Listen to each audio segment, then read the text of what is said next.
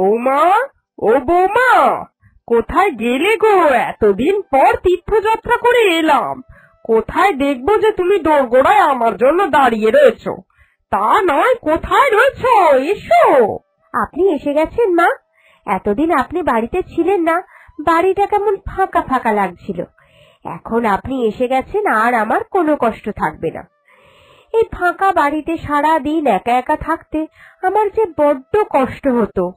হয়েছে হয়েছে, আর শুধু শুধু আদিক্ষেতা করতে হবে না আমায় নিয়ে। সে তুমি যে আমায় কত ভালোবাসো আমি সব জানি। না, সরো এখন, সরো সরো। ভালো করে জামা কাপড় ধুয়ে পরিষ্কার করে আগে আমি নিজের বাড়িতে ঢুকে নিজের বাড়িখানা চাক্ষুষ দর্শন করি, না হলে তো আর শান্তি হচ্ছে না। এতগুলো দিন বাড়িতে ছিলাম না, বাড়িটার যে কি হাল করে রেখেছো তা একটু দেখি।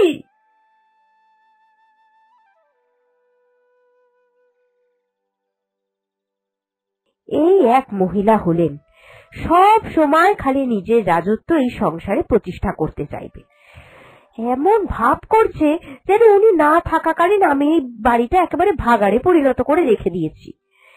শুধু শুধু ওনাকে ভালোবাসা দেখানোই বৃথা।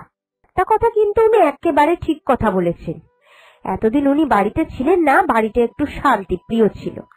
এখন আবার শুরু হবে অশান্তি। ধুত্তেরিকে যত সব। ই বাবা, ঘরের মেঝেগুলো কেমন যেন ধুলো হয়ে রয়েছে। রান্নাঘরটা গিয়ে একবার দেখি তো কি অবস্থা। মনে হচ্ছে চারিদিকে সব ফেলে ছড়িয়ে রয়েছে।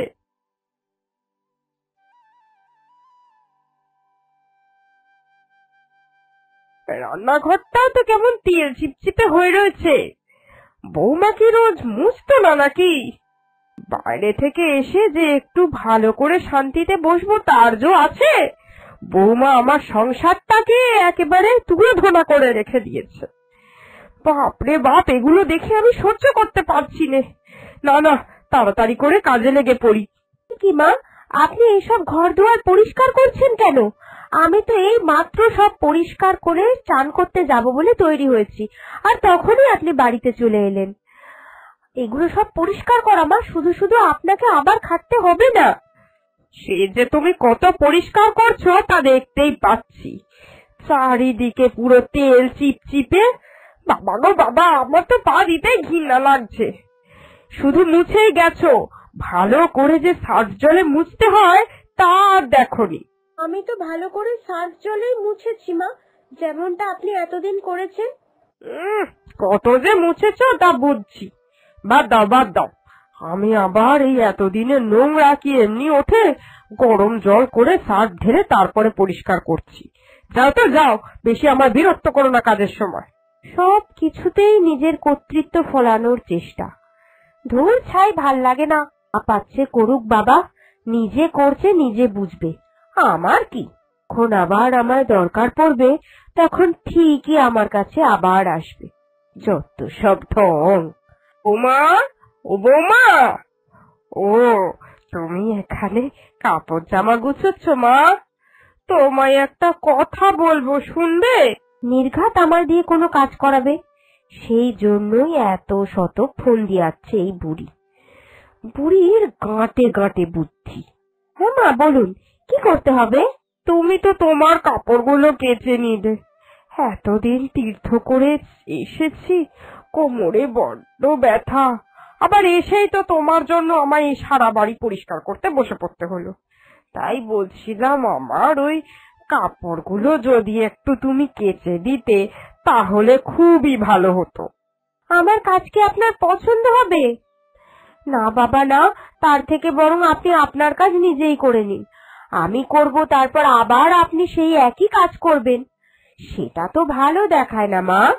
আরে ধুর তেরি, কিচ্ছু হবে না, তুমি করো তো। সব সময় আমায় এত খারাপ মনে করো না। আমি তোমায় এই কাজ নিয়ে কিচ্ছু বলবো না, তুমি যেমন করবে তেমনটাই মেনে নেব।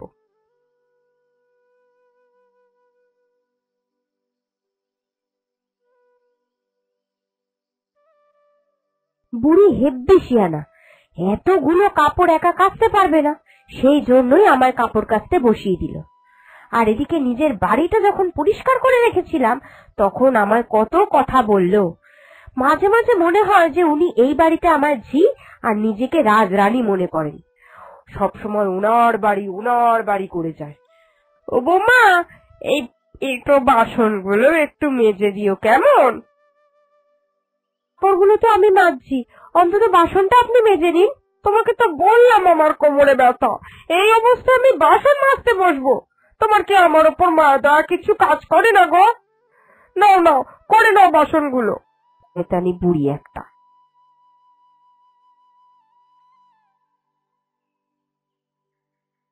দিদি, ও দিদি, বাড়িতে আছো নাকি? আরে কাকিমা, আপনি? অনেকদিন পর আপনি এলেন। তা বাইরে কেন? আসুন আসুন, ভেতরে আসুন। না, ভেতরে যাব না, তোমার শাশুড়ি বাড়িতে নেই। অনেক দিন বড় যাকে দেখিনি, তাই একটু দেখা করতে চলে আসলাম। না, মা তো একটু মন্দিরে পুজো দিতে গেছে। আপনি এরকম বাইরে দাঁড়িয়ে থাকলে মা কিন্তু এসে আমাকেই বকবে, বলবে আমি নাকি অতিথি আপ্যায়ন ঠিক করে করতে পারিনি। আসুন, আপনি এসে মায়ের ঘরে বসুন। তা কাকিমা, আপনাকে একটু জল দিই? শুধু জল খাবো না গো, বড্ড খিদে পেয়েছে, এতটা রাস্তা হেঁটে এসেছি, বয়সও তো হয়েছে। তাই বলছিলাম যদি কিছু খাবার দিতে পারো। আপনি আমার সঙ্গে চলুন, আমি ভাত বেড়ে দিচ্ছি, আপনি ভাত খাবেন। না না, ভাতের দরকার নেই, তোমার শাশুড়ি আবার কি না কি বলবে, ভাত টাত খাবো না। কি আবার বলবে আমার শাশুড়ি? কিচ্ছু বলবে না, আপনি চলুন তো।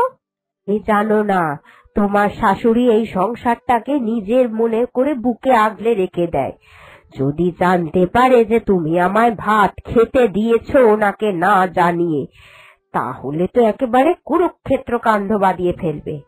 এই সংসারে যা খুশি হোক সবকিছু ওনার কথা মতো হবে, এটাই তো উনি চান। আপনি কি বাইরের কেউ নাকি? এই সংসারেরই তো একজন। আর আপনি হলেন আমার শাশুড়ির ছোট জা, আপনি ভাত খেলে কিচ্ছুটি বলবেন না। আসুন তো, আর এই খিদের মুখে আপনাকে টুকটাক খাবার খেতে দিয়ে আপনার খিদে নষ্ট করব না। চলুন, আমি ওনার বৌমা হই, আমি যখন বলছি তখন আপনাকে আজ খেতেই হবে। এ কি বৌমা, এসব আমার বাড়িতে কি হচ্ছেটা কি? আমাকে না জানিয়ে তুমি ওকে ভাত খেতে দিয়েছো কেন? কাকিমার বড্ড খিদে পেয়েছিল মা, আর কাকিমা তো বাইরের কেউ নয়, সেই জন্যই আমি ওনাকে খেতে দিয়েছি। আপনি এইরকম ভাবে চিৎকার চেঁচামেচি করছেন কেন? ওনার সামনে যদি এইভাবে বলেন তাহলে তো ওনারই খারাপ লাগবে, আর ভাত কম পড়বে না। আমি এক্ষুনি ভাত বসিয়ে দিচ্ছি। যাই হোক না কেন, আমার অনুমতি ছাড়া এই সংসারে তুমি একজনকে বসিয়ে খাওয়াচ্ছ, এটা আমি ভাবতেই পাচ্ছি না। আর এই কি এমন খিদে পেয়েছিল রে তোর যে আমার জন্য 2 মিনিট অপেক্ষা করতে পারলি না? আপনার সংসার মানে? নিজের বলতে বলতে কি আপনার মাথাটা পুরো খারাপ হয়ে গেছে নাকি মা? বিবেক বুদ্ধি সব লোক পেয়েছে আপনার? অত কথা আমি জানতে চাই না। এই তুই বেরো বেরো বলছি এক্ষুনি আমার বাড়ি থেকে। আমার অনুমতি ব্যতীত তুই আমার বাড়িতে ভাত খেতে এসে পড়েছিস, আবার আমার বৌমা তোকে চব্য-চস্য লিচ্ছপেও খাওয়াচ্ছে। বেরো বেরো বলছি। এতদিন পর কাকিমা এলো, আর আপনার এই দুর্ব্যবহার! এই সংসারে আমিও তো একজন মানুষ, আমি কি কাউকে পেট পুড়ে খাওয়াতে পারি না? সেই অধিকার যখন আমার নেই, তাহলে আমি এই সংসারে থাকবো না। চলুন কাকিমা, আজ আপনার সঙ্গে আমিও এই সংসার ছেড়ে দেব। মা, ছি ছি ছি, তোমাদের মধ্যে শুধুমাত্র আমার জন্য অশান্তি হলো।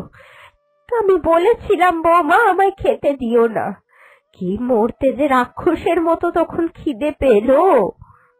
ভুলটা আপনার নয় কাকিমা, ভুলটা আমার শাশুড়ির।